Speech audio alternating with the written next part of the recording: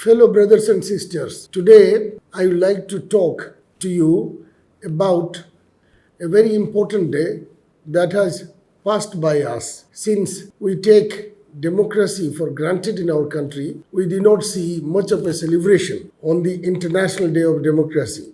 That was the 15th September. Although democracy in the past, in political discourse, was not considered the best form of the government by the father of political science, Aristotle, democracy has become the aspiration of countries across the world. To stress the relevance and critical importance of democracy, United Nations decided a day, that is 15th of September in 1997, to celebrate it as International Day of Democracy. On this day, people are expected to discuss and embrace different aspects of democracy and strengthen as well as consolidate the democratic processes and institutions.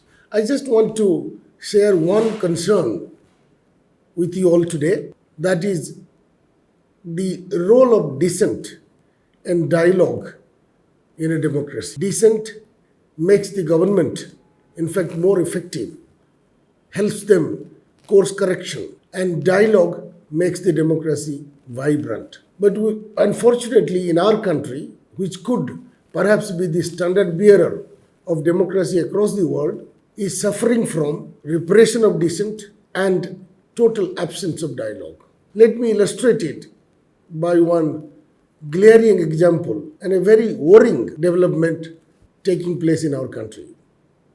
That is the pathetic case of farmers. We all know that farmers have been agitating since November last year, demanding the repeal of the 3 laws passed in September last year. Without going into the merits of the 3 farm laws, I would like to draw your attention to the ongoing protest on the streets by our fellow brothers and sisters, the farmers from across the country on the borders of Delhi. Whether they should be allowed and really they should be seen to be sitting there. It is absolutely the onus of the government to engage in a dialogue with the farmers and dissuade them from sitting on the streets and persuade them to go back to work. They have been there in the heat and the sun and the rain and the winter. I am lost completely why the government is cynically letting it happen. They have to resolve this by talking to them. Even our Honorable Prime Minister should drive down to where the farmers are sitting today and talk to them and persuade them to really go back with some assurance that their demands would be taken on board and they would be reconsidered.